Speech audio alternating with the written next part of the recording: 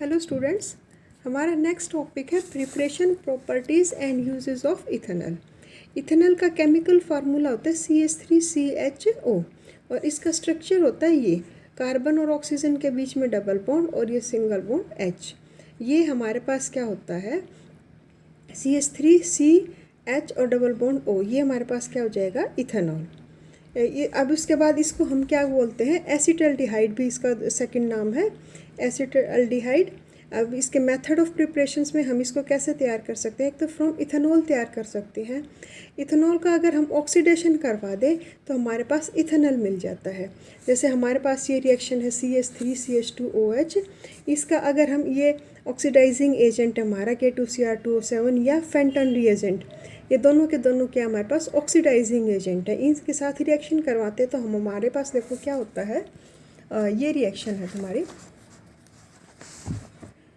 Ethyl ethanol है। इसको हम क्या लिख सकते हैं CH3CH और ये OH। अब क्या होता है जब हम इसकी ऑक्सीडेशन करवाते हैं तो हमारे पास एक नेसेंट ऑक्सीजन मिलती है, तो वो क्या होती है उसके साथ ये हाइड्रोजन यहाँ से निकल के ये यहाँ से एज ए H पॉजिटिव निकलता है और इसके साथ कंबाइन करके OH बना लेता है, OH नेगेटिव। अब ये OH और ये हाइड्रोजन मिलके एज ए वाटर जो है ये बाहर निकल जाए और हमारे पास क्या बच जाता है CH3CH और ये जो लॉन पेयर ऑफ इलेक्ट्रॉन्स है ये यहाँ पर आके शिफ्ट होकर और डबल बॉन्ड बना लेता है कार्बन और ऑक्सीजन के बीच में। तो हमारे पास क्या बच जाता है ये CH3CH और ये डबल बॉन्ड O, इसको हम क्या बोलते हैं इथेनॉल। तो ये तो मेथड था हमारा, method of preparation by ethanol. Second है by dehydrogenation, by dehydrogenation of ethanol.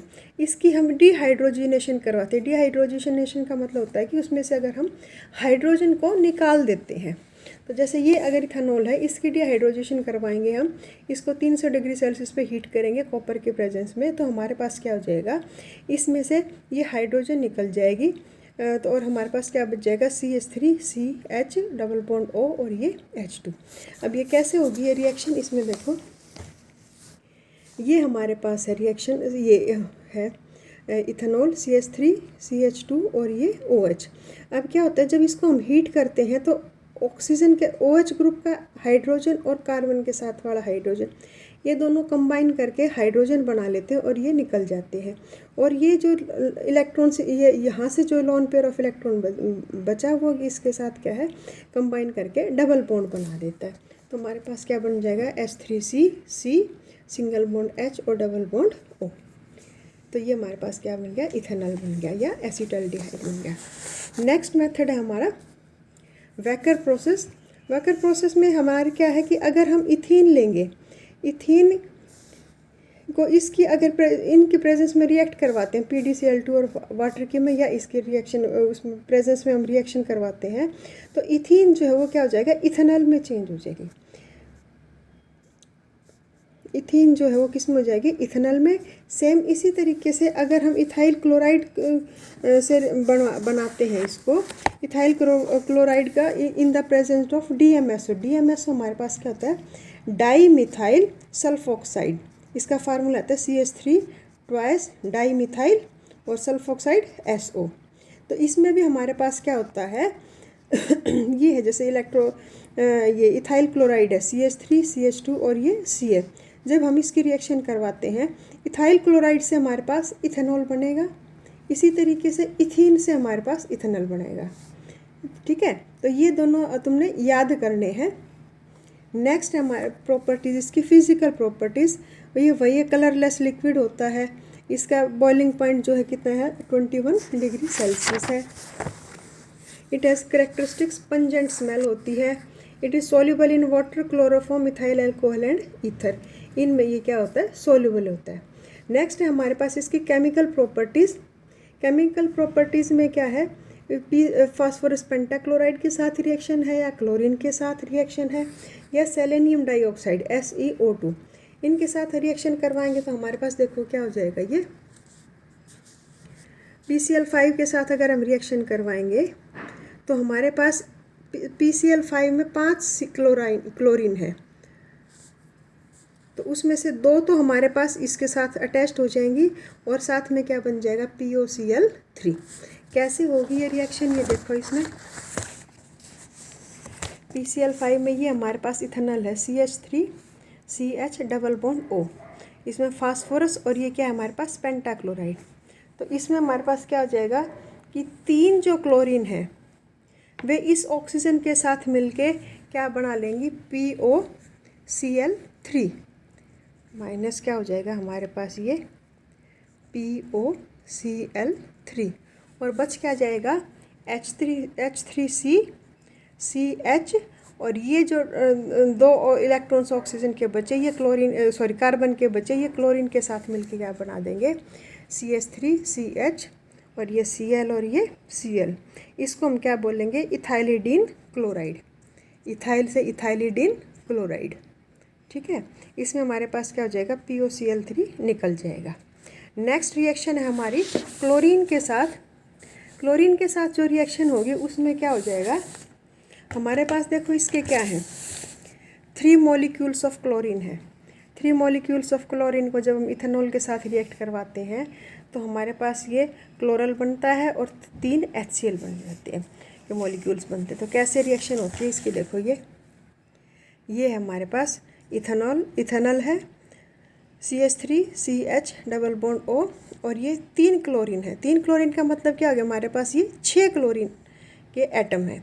6 chlorine में अब क्या होगा, इस कार्बन के 3 हाइड्रोजन यहाँ से निकल के इन 3 क्लोरीन के साथ मिलके क्या बना देंगे, 3HCl। अब हमारे पास बच क्या गया, ये तीनों हाइड्रोजन एटम्स तो निकल गए, एक कार्बन बच गया, एक कार्बन और हाइड्रोजन और ऑक्सीजन, तो CCHO ये हमारे पास बच गया। और ये हाइड्रोजन ये निकल के और इन सब की जगह हमारे पास क्या लग जाएगा, ये जो 3 क्लोरीन एटम है ये इन हाइड्रोजन्स की जगह लग जाएंगे। तो क्या हो गया, CCl3CH डबल बॉन्ड O। तो हमारे पास ये बच जाएगा CCl3CH और ये O, इसको हम क्या बोलते हैं, क्लोरल, CHLORAL। ठीक है, नेक्स्ट रिएक्शन हमारी सेलेनियम डाइऑक्साइड के साथ। सेलेनियम डाइऑक्साइड के साथ भी हमारे पास क्या हो जाएगा, ये इथेनॉल है CH3CH double bond O, SeO2 के साथ रिएक्शन करवाएंगे जब, तो हमारे पास क्या हो जाएगा ये 2 हाइड्रोजन यहाँ से निकल जाएंगी और इसके ऑक्सीजन के साथ मिलके और इसके एक ऑक्सीजन के साथ मिलके और ये वाटर बना लेंगे। तो ये क्या बन जाएगा हमारे पास, ये वाटर निकल जाएगा। अब इसके पास 2 ऑक्सीजन थे, एक ऑक्सीजन तो इसके साथ अटैच हो जाएगी, जहाँ से ये हाइड्रोजन निकले हैं 2, इन दोनों हाइड्रोजन के निकलने के बाद ये कार्बन डबल बॉन्ड बना लेगा किसके साथ, इसकी एक ऑक्सीजन के साथ। ठीक है, अब मैं फिर से बता देती हूँ, SeO2 में 2 ऑक्सीजन है, इसका एक oxygen atom in 2 hydrogen atoms के साथ मिलके और ये वाटर मॉलिक्यूल बना लेगा। इसकी जो सेकंड ऑक्सीजन है वो इन दोनों हाइड्रोजन एटम्स की जगह कार्बन के साथ डबल बॉन्ड बना देगी। तो हमारे पास क्या बच जाएगा, CH डबल बॉन्ड O और ये CH और ये डबल बॉन्ड O और साथ में क्या बच जाएगा, ये Se सेलेनियम अलग से बच जाएगा। ठीक है, तो ये हमारे पास होगी सेलेनियम डाइऑक्साइड के साथ रिएक्शन। नेक्स्ट हमारी जो रिएक्शन है वो है, देखो ये अमोनियम हाइड्रोक्साइड के साथ रिएक्शन है, उसके बाद हाइड्रोजीन के साथ रिएक्शन है NH2 या फिर हमारे जो रिएक्शन है वो है इसके साथ C6H5NH2। फर्स्ट देखो रिएक्शन किसके साथ है, ये अमोनियम हाइड्रोक्साइड के साथ। इन सारे रिएक्शंस में देखो हमारे पास क्या हो जाएगा, वाटर निकल जाएगा। अब इसमें भी देखो ये रिएक्शन है, ये रिएक्शन है, ये है या ये है, इन सब में क्या हो जाएगा, इसका ऑक्सीजन एटम और इनमें से हाइड्रोजन एटम ये दोनों मिलके वाटर बना लेंगे और बाकी जो चीज़ है वो अटैच हो जाएगी। जैसे तुम इसमें देखो ये हमारे पास रिएक्शन है with ammonium hydroxide. Ammonium hydroxide में क्या हो जाएगा,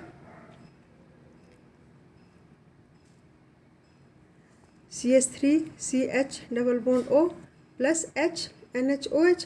अब ये हाइड्रोजन और इस ऑक्सीजन के साथ मिलके क्या बना लेगा, NHOH। या तुम इसको सिंपल तरीके से ऐसे कर सकते हो। इसमें देखो ये है हमारे पास CH3CH डबल बॉन्ड O। अब इसका ऑक्सीजन और इसका हाइड्रोजन ये मिलके क्या बना लेंगे, वाटर बना लेंगे। ये वाटर हमारा निकल गया, क्या बच गया, CH3 बच गया, C बच गया और H बच गया, CH3 C और H। अब ये जो डबल बॉन्ड है इसके साथ क्या हो जाएगा, ये जो बाकी का चीज़ बच गया N O और H, ये इसके साथ कंबाइन हो जाएगा। तो समझ गए। तो इसमें ये H2 और O ये मिलके वाटर बना लेंगे और बाकी जो चीज़ बची वो इसके साथ कंबाइन हो जाएगी, CH3 CH और डबल बॉन्ड NOH। सेम इसी तरीके से NH2 NH ये रिएक्शन है, हाइड्रोजन के साथ रिएक्शन में भी हमारे पास देखो क्या हो जाएगा, CH3 CH double bond O NH2।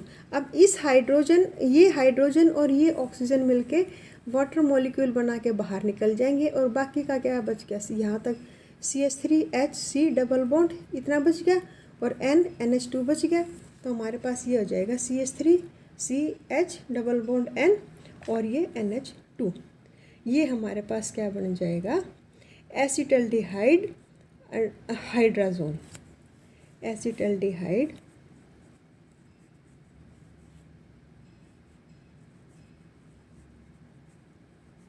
Hydrazone. इनमें सारी रिएक्शंस में ऐसे ही है। अब इसके साथ देख लो NH2 NH NH2 ये रिएक्शन है, इसके साथ देखोगे तो इसमें भी हमारे पास क्या हो जाएगा, NH2 NH NH2। इसको हम क्या लिख सकते हैं, इस तरीके से लिख सकते हैं H2N NH सॉरी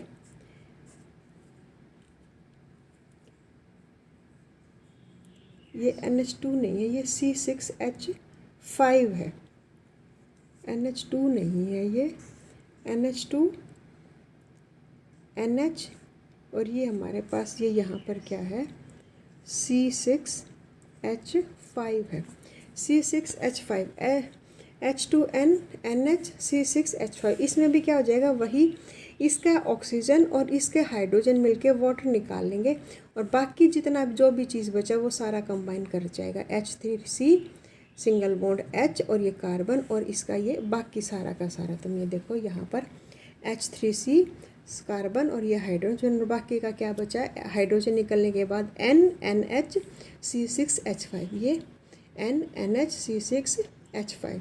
इसको हम क्या बोलते हैं, एसिटल्डिहाइड फिनाइल हाइड्रोजन। इसी तरीके से अगर हम रिएक्शन करवाते हैं इसके साथ NH2 NHCO NH2 इसके साथ रिएक्शन हम करवाते हैं तो सेम वही तरीका है। इसमें भी क्या हो जाएगा, हाइड्रोजन और ऑक्सीजन इसकी निकल जाएंगे, बाकी सारा कंबाइन हो जाएगा, CH3C डबल बॉन्ड NH ये देखो यहाँ पर देखो H3CH डबल बॉन्ड क्या बच गया, हाइड्रोजन निकलने के बाद NHCO NH2 ये बच गया। इसको हम क्या बोल देंगे, एसिटल्डिहाइड सेमी कार्बाजोन, एसिटल्डिहाइड ये बुक में लिखा हुआ है, एसिटल्डिहाइड सेमी कार्बाजोन। नेक्स्ट जो हमारे पास केमिकल प्रॉपर्टी है वो है with Tollens reagent and Fehling solution.